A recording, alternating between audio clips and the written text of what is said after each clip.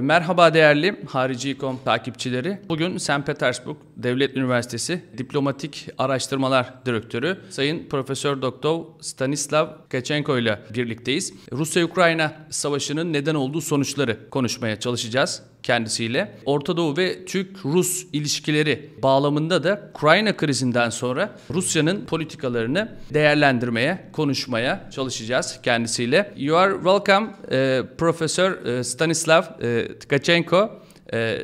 Thank you for your time. Yeah, thank you for inviting me. It's my pleasure. My first question, Professor, will be about the 0 point of this tremendous conflict. We are every day all talking about the Ukraine problem, Ukraine issue, or Moscow defines its action in Ukraine special military operation, as you know, and West has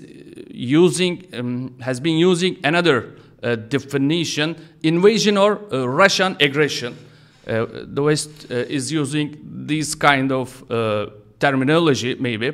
But I was initially really unsure of the name of this conflict. Maybe it deserves another definition. It's possible. So I'm asking you, under the barrage of information, by the way, how did this problem initially started? After this point, we talk. After this point, we turn today, present day, and discuss Turkey-Russian relationship in this new era and Russian grand strategy in the Middle East.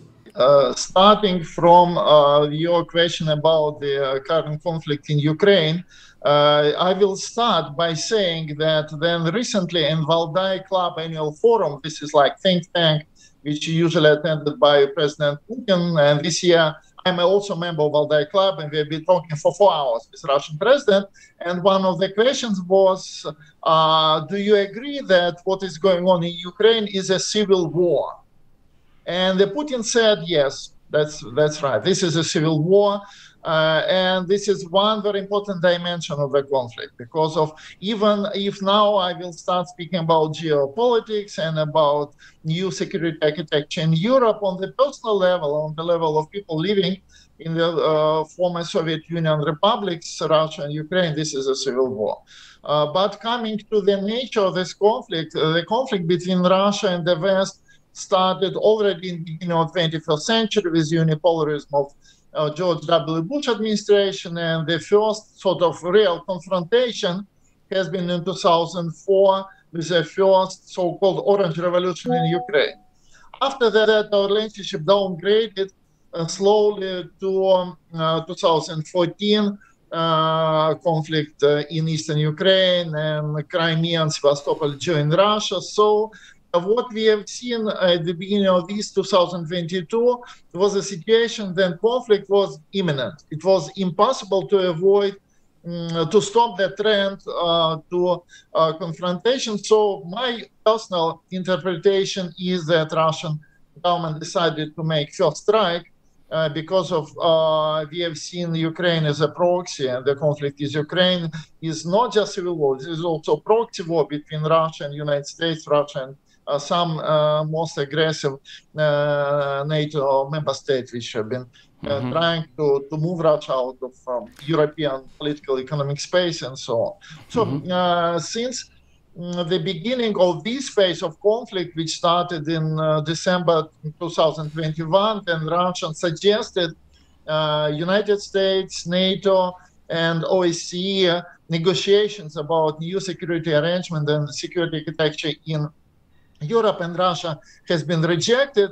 Russian proposal has been ignored by the West. So since then, we came to the current crisis, and the special military operation since end of February this year. It's just another sort of page in this long book.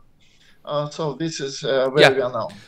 Well, Professor, you said there was no way to avoid from this conflict, but some experts are asking, was there a possibility for Russia to avoid this war? Because another consideration of like that, this is kind of trick, or this is kind of trap for Russia, or do you think that Russia might make a strategic mistake or strategic error and fall itself in a vulnerable situation, like as in Afghanistan, for example? Well, there is a growing amount of literature articles saying exactly about that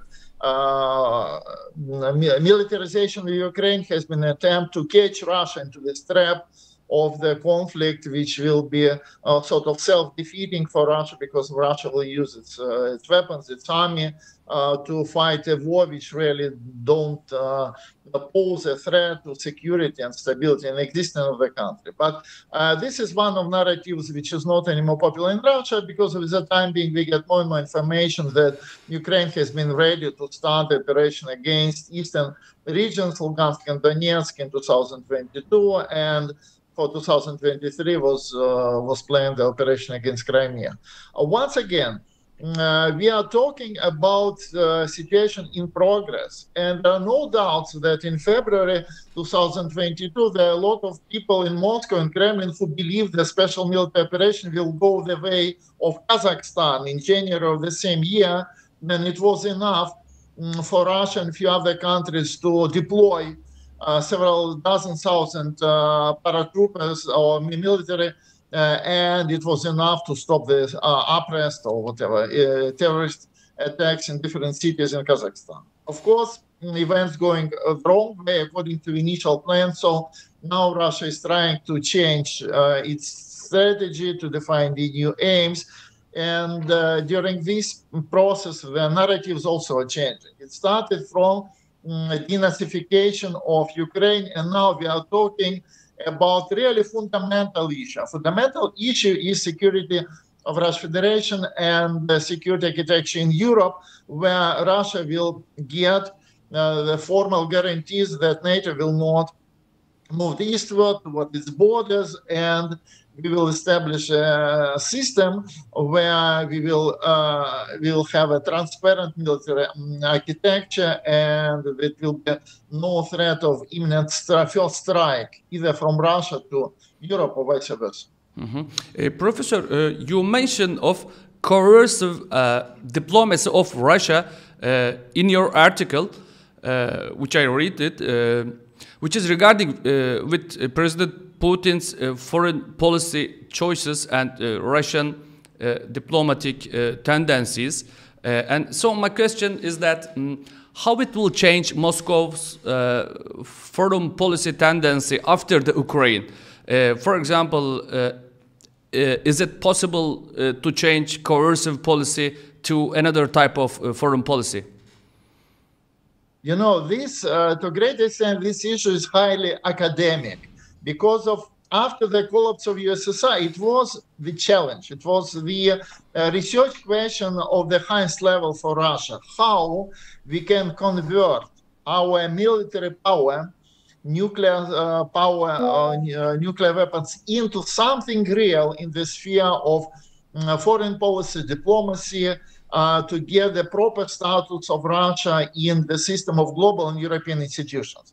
My article, which you have mentioned, was exactly about that, the mechanisms which has been invented by Putin when he became firstly prime minister in 1999, after that president of Russia since the year 2000. The conflict of this year, the conflict in Ukraine and economic sanction wars, will definitely lead to fundamental changes in Russian foreign policy. And now we are at the beginning of the process. It's quite easy to see that Russia's relations with Western countries, United States and Europe, are broken. And it will take several generations, maybe 20, 40 years, to put them on the proper political basement. Still, we have prospects that some economic links will continue, either directly or indirectly through proxies, and we hope that Turkey will play an important role in this, rearranging the investment flows and the good flows between Europe and Russia. At the same time, there is a growing understanding that besides of approximately 50 countries who impose sanctions, who are taking part in the war in Ukraine, there are approximately 150 countries with 80% of population which are either neutral or supportive to Russia in that conflict.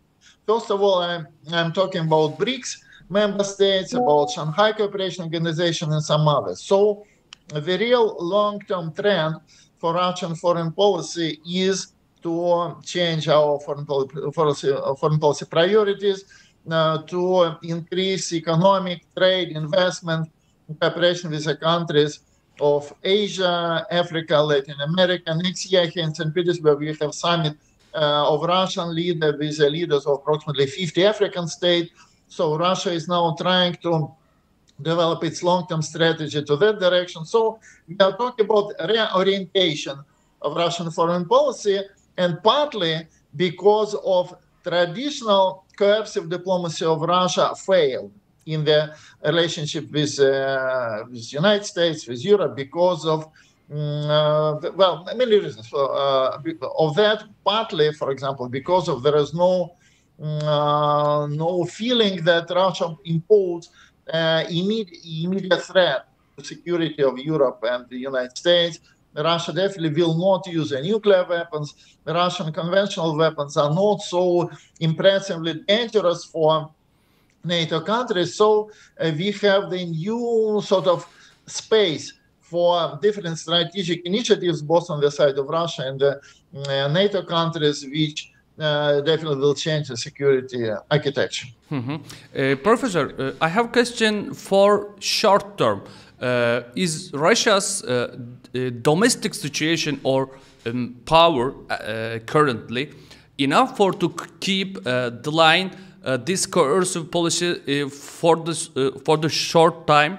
And people wonder what is the limit of Russia inside and domestic policy. For example, in Russia, is there any other power which has another global order dream, or is there any different political party or political class? Well, difficult question. First of all, I would like to say that the current policy and current state of affairs in the Russian economy, Russian financial system, Russian trade are rather surprising for all of us because of Russia is doing rather well. In 2022, almost in all dimensions, we have the positive balance of trade, we have a rather sound and healthy budget system. We have growing exchange rate of Russian ruble toward other currencies. So macroeconomically speaking, and also structurally in the sphere of foreign trade, Russia is doing well. I would say rather well. And because of that, part of the public support of what Russia is doing in Ukraine is on the very high level. Of course, we now, different political forces in Russia discuss the military failures of Russia in Kharkov Oblast or in Kherson. At the same time, we consider that as a long-term process, and we see that Russian army is modernizing, is changing its strategy. Because of that, when then Western scholars and Western politicians are trying to find some opposition or to Russian policy inside of Russia. Usually it goes to the leaders of opinion, the opinion polls, or some oppositional political figures from the leftists, like communists or nationalists, which openly speaking about skepticism on Russian military operation. At the same time, this opposition on the very technical level. There is no structural opposition, partly because of absolute majority of population don't see some really very negative consequences for their socio-economic well-being during that conflict. Of course, we understand very well that losses of human lives on the front is a very heavy burden for Russian Federation, and the growing expectations about the end of military operation in Ukraine, either freezing the current situation of their front line or deal, negotiations, and finally settlement of the conflict are options which are still very popular in Russian public opinion. Professor, I would like to come to the Turkey and Russian relation. I wonder how Moscow sees Turkey's role in this chaotic era. Why I am asking this question? For example, as a candidate of superpower, this is one option. Another option is how could Russia see Turkey's role? When I think that question, maybe just a temporary mediator of this conflict, or reliable partner in the Western world as a NATO ally, a NATO member, or as a potential member of the multi-power world's one pole. For example, I wonder how Moscow sees Turkey's middle-term role in the near area and the global scale. Yeah, thank you very much for that questions. They are really very interesting and important for Russian foreign policy. Every year, several times, Putin are asked by journalists or by scholars, what do you think about President Erdogan? Do you trust him? Do you consider him as a person with whom we may have a stable relationship? And always the answer is yes. He is a person who take care about his own country, national interests of Turkey. At the same time, he is a person who, if we make deal with him, we may rely upon his words and upon his policy. Moving from up to down, I would like to say that now Russia considers Turkey, as well as a few other countries, no more than 5 of them in the world, as really sovereign countries. This is sort of a new definition in Russian foreign policy analysis. These countries which put their own national interests higher than, global values, commitments to international organizations. And in fact, all these countries, others besides of Turkey, that's definitely Saudi Arabia. This is North Korea, this is Brazil, this is Iran, this is India, of course, and of course China. These countries really are able to become the new poles of global multipolar system because of they are internally sovereign. I mean, they represent the civilizations with many centuries of history. They are centers of the regional integration processes, usually through free trade agreements, in some cases custom zones, and so on. So to put Turkey into this picture, Russia consider this country as the symbol of new phenomenon in international relations, which go beyond the classical competition or rivalry between military and political alliances. In the bipolar system, you should subordinate your foreign policy priorities to United States or to Soviet Union, and that was enough. Now the system is really multipolar, and the way how to deal between these poles is now developing. And I would say that it could be done, it should be done through permanent ongoing negotiations. What we have now in the relationship between Russia and Turkey, this is non-stop ongoing negotiations on very sensitive, important questions like the conflict in Ukraine, the grain deal, the deal for export of Ukrainian Russian grain through Turkey to the global world, the situation in the Middle East, in Syria, energy projects, transport logistic corridors, and so on. So we understand very well that the incoming world will not bring us the stability of the Cold War, and we have two alliances which define the rules of the game between them. They both include conflict and detente, occasional cases of cooperation, at the same time strategic rivalry. in the new incoming multipolar world, instead of permanent alliances, we will have ongoing negotiations of really sovereign states. And it may lead us to a situation then every 3-5 years, relationship will change somehow to more cooperative or less cooperative. At the same time, the fundamental level of mutual respect and understanding that we will continue to be poles in that multipolar system is prevailing in this new sort of Russian vision of the international relations. So from starting from that was my sort of introduction. I would like to say that we consider Turkey as the honest and useful negotiator, proxy, the peace maker, or country which may assist Russia to cope with some real fundamental problems like the global trade, for example, or investments, or the dealing with the food crisis. So Putin several times confirmed, and recently in Valdai Forum in 2021 and 2002, that he trusts Turkey and its president because of we understand the sort of way of how Turkey present and protect their national interests domestically and in international system. Concerning this idea of resetting, changing the Security Council of United Nations, or somehow redefinition of the superpower powers in 21st century, I would say that Russia don't really pay too much attention to the debate. We consider United Nations as the institution which has been established 80 years ago.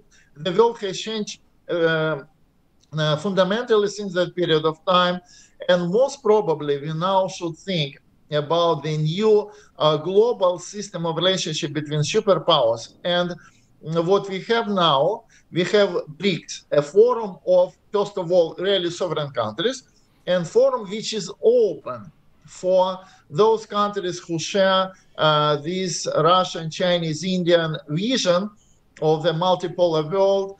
There will be no permanent military alliances, but will be ongoing negotiations on all the issues, including economy, trade, environment, and some other issues. Dear Professor, at this point, I would like to make smaller the picture because nowadays we are talking about the possible Syria operation of Turkish army, as you know very well.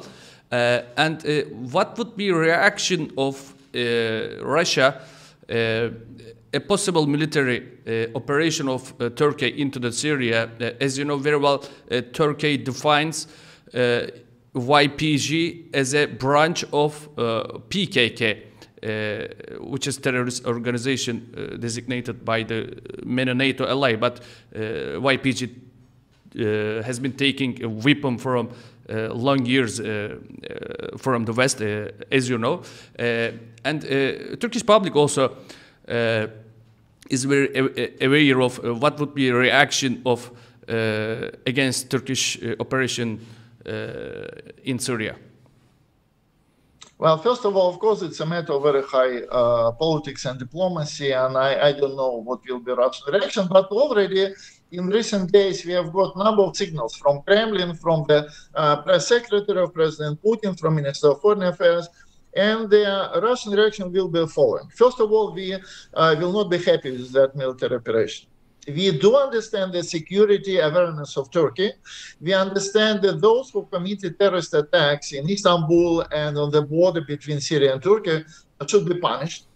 And Russia will be happy to cooperate with Turkey on the level of exchange of security information or search for those who committed crimes. At the same time, we in Russia unfortunately know very well that war is a very risky business. Turkish army is great, the second largest army in NATO and very professional, but when it goes to military operation in the hilly or mountain area, and then opposite side is a rather strong army. We also in Russia trying to count how big is that opposition Kurdish forces in Syria, and we counted several dozen thousand soldiers. It may be bloody, slow, and conflict. So the Russian message to Turkey probably, I don't know, but I guess, can be that let's establish a mechanism of cooperation between Turkey and Syria, President Assad, on the issues of limiting the sort of independence or sovereignty of that gray areas where Kurdish forces are acting. And of course, the Russian policy will be to move out Americans from the region, to stop supply of weapons, supply of other military hardware and economic assistance to those regions, because of U.S. support is a crucial precondition for existence and for aggressive measures of Kurdish forces in that great area. So first, Russia will rely and already relying upon negotiations between Turkey and Syria, and Russia is ready to play a major role in there. At the same time, we can see that military option is not should not be ignored, and in that case, Russia would like to minimize the impact of that military operation on the areas outside of, let's say, 30-kilometer strip or land zone along the border. Professor, my last question about the Middle East. How the Ukraine war changed the Russian foreign policy in Middle East? Well, probably 2 points are the most important. First one, of course, Russia is now concentrated on Ukraine, and its physical presence in Middle East is declining. We can see that when we monitor as Russia moved some troops from Syria to mainland Russia to the war zone in Ukraine, and the fact that Russian fleet in Eastern Mediterranean is less than it was before. So first trend is declining or diminishing military presence in the region. At the same time, you already mentioned Russian special relationship with Syria and with Israel, but also I would like to add to that list also increasingly positive and cooperative relationship of Russia with Saudi Arabia, which sounds, like sensation 10 years ago. Maybe we add to this list United Arab Emirates. Exactly, United Arab Emirates, and even relationship with Iran now got a new high level of development. So first, my reaction was about declining military presence, and second, developing Russian diplomatic presence in the region. For example, fundamental success of OPEC Plus deal is based to a great extent on ability of Russia, probably the only country in the world, to get to the table of negotiation, Saudi Arabia and Iran simultaneously. Countries which are now cooperating in respecting the quotas in OPEC Plus deal and so on. So from that perspective, I see that we are now monitoring the changing nature of Russian leadership or presence in the Middle East, but in total, it will be too easy to say that Russian presence is declining. Because of Russia is also changing instruments for promoting stability in the region. For example, Russia is now going to play a bigger role in energy projects. For example, gas hub with Turkey, or idea for Russian companies to invest, oil energy companies to invest in Iran, as well as some other transportation projects which also related to energy, for example, North-South corridor. And of course, Russia's leadership in solving the food program and supplying of grain and some other agricultural products to the region also lead to a situation then, my personal comment, Russian presence in the region is not declining. It's simply changing its structure. But Russia is very much interested in stability of the Middle East. Russia historically is present in the region through sort of military alliances with the countries like Syria. Historically, it was also Egypt. And now probably the effect of military operation in Ukraine, initial effect will be already has been negative, but in future Russia will be able to stabilize its presence in the region and keep the role of security provider. Professor, thank you very much for your contribution. Thank you.